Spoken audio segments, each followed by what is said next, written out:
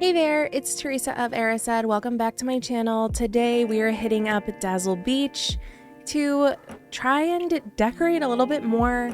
We just got the brand new pink beach house and I am so excited to get this started. So let's pop it on over. I had it placed in the Glade of Trust just to see what it looked like, and this is the perfect spot for it.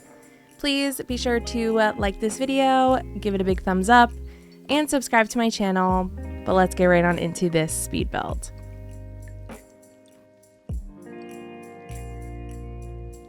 So far, Dazzle Beach has been honestly my favorite area to design on the island. I don't know if it's just because it kind of feels so easy for me, just using a bunch of different trees and bushes and the beach grass, which is probably one of my favorite items in game. But I honestly am kind of sad that I'm nearly finished. After this build, I'm nearly finished with Dazzle Beach, and I'm sad to see it go, if you know what I mean. I still have not done the island over near Skull Rock, so we still can play around over there. But this has honestly been my favorite biome that I've designed so far. Even if I only have one other biome completed, I've still done a little bit of decorating in each and every one.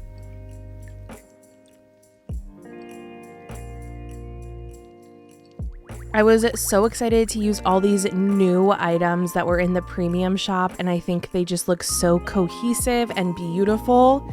Honestly, they are the best. I knew I wanted to have a fresh fruit stand with that truck, the produce truck, just so that it really felt like you were on the beach.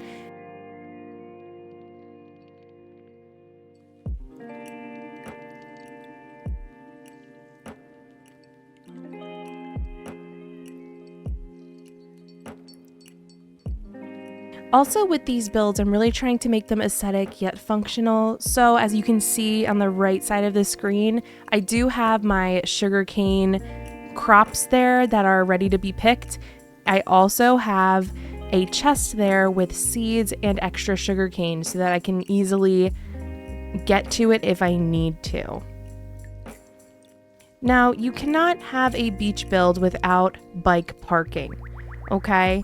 One thing that is so nostalgic to me is riding my bike up to the beach, parking it at the little post, and just going and laying on the beach for hours. So we just want to be sure that our bicycles are safe and no one is going to bother them.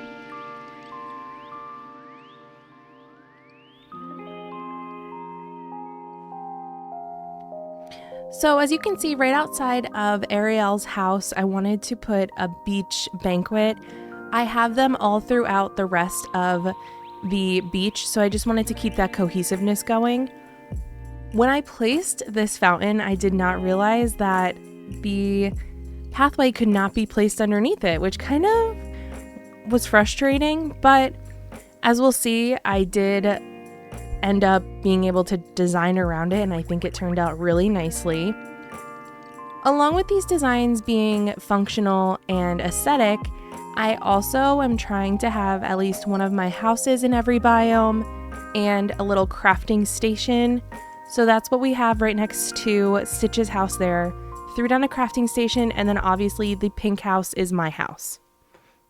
Back to the fountain, I placed the crystal little gazebo over it. I think that really adds a little flair, a little something to it, and makes it look really cute.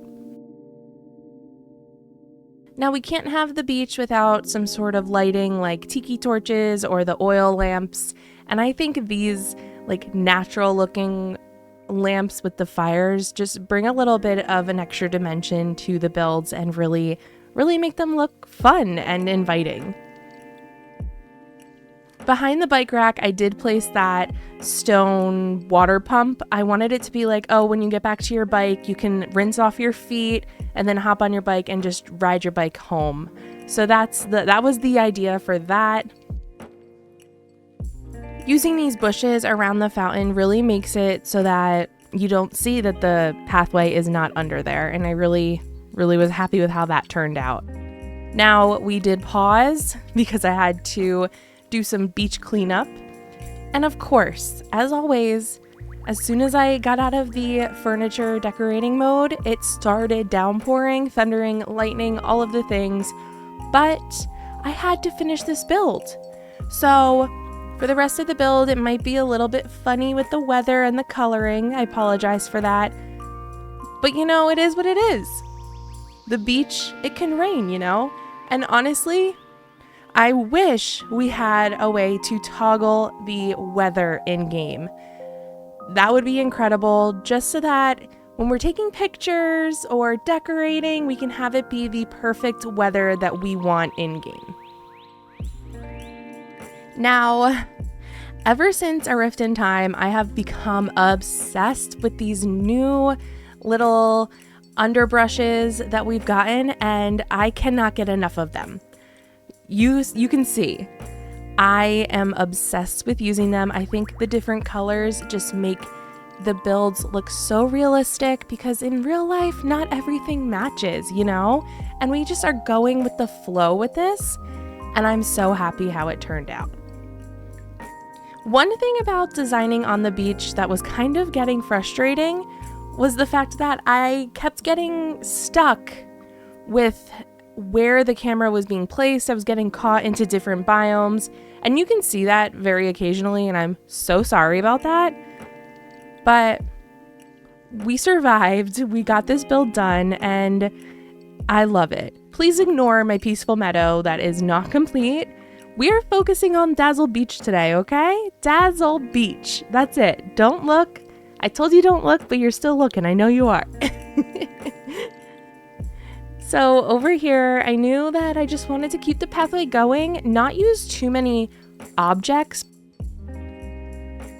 but have it be more of a natural overgrown look with the bushes and trees and all the plants. So that's what I just continued with here, and I'm really, really happy with how it turned out.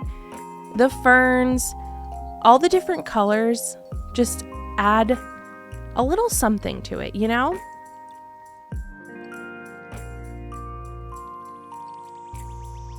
We have to have hammocks on the beach, okay? I don't make the rules, I just follow them, and that's a rule.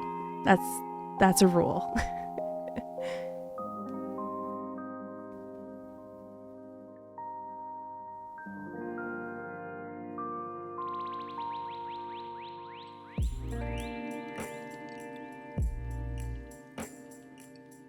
As soon as we start entering the beach, I wanted it to be super overgrown and really look as if you're entering almost like a jungle, like a different place.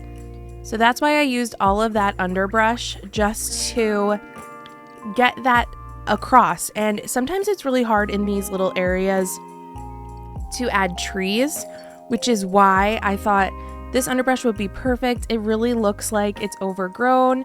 The pathway looks so natural, and I just love the way that it turned out. I don't like straight lines. I need curves. I need things to look super like overgrown, lived in. I can't just have it be super symmetrical all the time. Some things, yes, like these rocks. I like the symmetry. I like how they're on the same sides and everything like that. But when it comes to things that are just like naturally in the ground and on land that are not placed there by humans, if you want to go that far, then I want it to be very natural, not straight lines, no symmetry, things like that.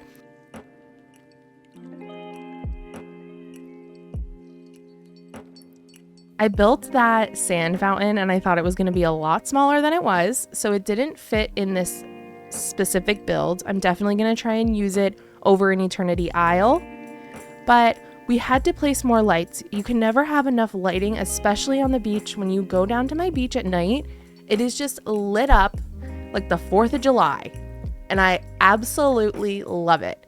I love all of the lighting along with the moonlight. I think it just looks so nice. But we are pretty much done. We're ready to wrap this up.